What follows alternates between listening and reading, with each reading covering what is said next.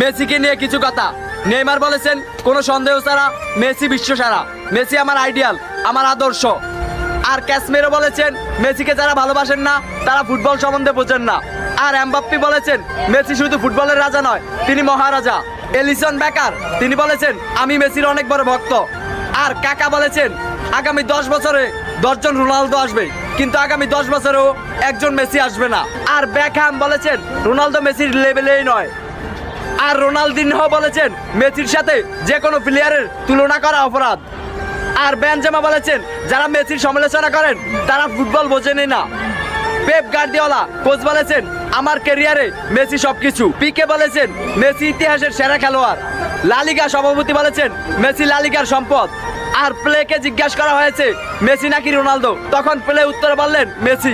তো I love Leo Messi. তো এই ভিডিওর মাধ্যমে কোনো প্লেয়ারকে ছোট করা দেখা হয়নি। তো যদি কোনো ভুল হয়